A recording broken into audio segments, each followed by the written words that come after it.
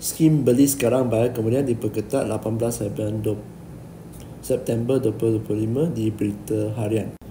Era perkhidmatan beli sekarang bayar kemudian BNPL yang beroperasi tanpa kawal sedia khusus di Malaysia bakal berakhir tidak lama lagi. Mengikut Akta Kredit Pengguna Consumer Credit Act yang bakal dikuatkuasakan bila akhir tahun ni, fasa pertama akhir tahun ini. Okey. Perkhidmatan kewangan yang semakin popular itu akan secara rasmi diklasifikasikan sebagai satu bentuk kredit, meletakkannya di bawah pengawasan pihak berkuasa buat kali pertama. Apa maksudnya? Masuk siklis, baik. Masuk siklis. Bayangkan ya, hari ni anda nak apply loan rumah, tiba-tiba kena reject kerana BNPL. Boleh berlaku ya. Apa akan berlaku kepada pasaran hartanah apabila fenomena ini berlaku?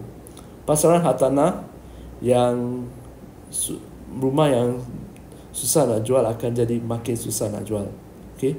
Sebab orang tak dapat kelayakan. Apa akan terjadi kalau rumah tersebut susah nak jual? Permintaan akan kurang, betul? Apa akan terjadi kalau permintaan kurang? Kalau permintaan kurang, harga pun turun, betul?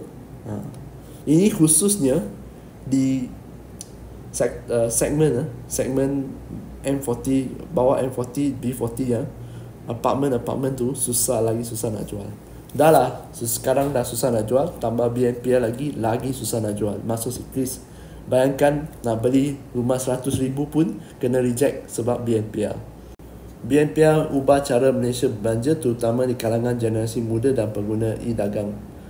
Menjadi pilihan utama pembelian barang daripada gadget elektronik hingga kepada pakaian, fashion sekaligus memacu pertumbuhan ekonomi digital. Ekonomi digital negara naik secara mendadak ya. Kemudian membuka beberapa akaun BNPL daripada penyedia, mendedahkan pengguna kepada kumpulan hutang yang tidak dikawal. Bayangkan hari ini anda pergi ke rumah oren tanpa cek kredit, tanpa tengok anda mampu ke tak, terus bagi 10,000 had. Datang ke TikTok pula, TikTok pun beri. Pergi ke Atomy pun, Atomy beri. Anda pergi ke mana-mana kedai, anda akan tanya ada BNPL tak? Yang hutang-hutang ni, yang sikit-sikit ni anda nampak sikit tahu, tapi dia akan jadi lebih banyak sebab anda tak sedar ya, yang kecil-kecil ni jadi lebih banyak, dan apabila jadi terlalu banyak anda tak boleh bayar dan kena charge lewat lagi, itu lagi sakit. Okey. Jadi kerajaan mengambil langkah ini untuk kawal selia operasi BNPL. Ketua Pasukan Petugas Lembaga Pemantauan Kredit Pengguna CCOB, Consumer Credit Oversight Board, Tuan Abu Hassan Asari Yahya mengesahkan bahawa pengenalan Akta Kredit Pengguna adalah maklum balas langsung kepada fenomena itu, menandakan satu anjakan dasar yang penting. Kita nampak peningkatan yang tinggi dari segi penggunaan BNPL oleh masyarakat. Berikutan peningkatan tinggi, rasa sudah tiba masa untuk kawal selia sektor ini. Okey? Ini menjadikan satu jaringan keselamatan lah, terutama kepada golongan rentan termasuk B40 dan pengguna remaja. Maksudnya, golongan B40 dah miskin, tambah BNPL lagi yang tidak kawal, lagilah miskin. Kitar kemiskinan takkan lekang daripada akan selama-lamanya jadi miskin lah. Itu maksudnya. Okey?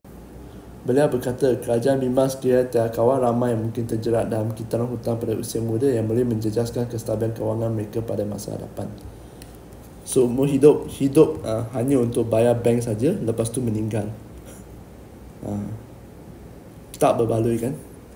Fikir baik-baik lah. Hutang ni ada masanya perlu ambil, ada masanya tak perlu. Kena bezakan lah. Okey? Jadi pengawal salian BNPL ini memang rasa sesuatu yang perlu dilaksanakan dan harap-harap dapat mengawal kitaran hutang lah. Okey? Timbunan hutang yang diambil. Perubahan paling ketara, pengenalan keperluan mandatori bagi syarikat BNPL untuk membuat penilaian kemampuan pengguna mengambil hutang. Maksudnya macam pemohon kredit kad ke, pemohon loan rumah ke, anda kena hantar dokumen anda, IC lah, slip gaji lah, penyata bank, semua kena hantar ya, dan mereka akan buat penilaian. Amalan kelulusan segera tanpa semakan sewajarnya akan dihentikan, terus berhenti, dan penyedia perkhidmatan Perlu memastikan pemohon benar-benar mampu untuk membuat bayaran balik. Okey, baru beri. Okey. Menekankan aspek sepenuhnya, syarikat mewajibkan memaparkan caj yuran, terutamanya penalti bagi lewat pembayaran lewat. Sebelum ni, caj lewat atau apa-apa caj yang dikenakan oleh syarikat BNPL ni ikut suka hati dia. Sebab tu anda dengar kan ada kes yang ambil BNPL 100, tiba-tiba kena bayar balik 300. Okey, sebab caj lewat lah, caj dengan caj lah, entah apa caj lah dia letak, sebab tak ada kawalan.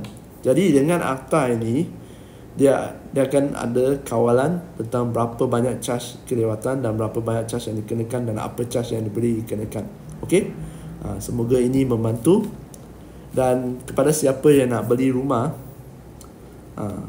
anda pastikan anda tak, kalau boleh lah jangan sentuh BNPL ni ya. Sebab ni akan merosakkan sikis anda kalau anda tak boleh bayar. Anda tak boleh uruskan dengan baik. Okey? Sekian saja. Kenny dari Hikayat Tanah. Kita jumpa lagi di video akan datang.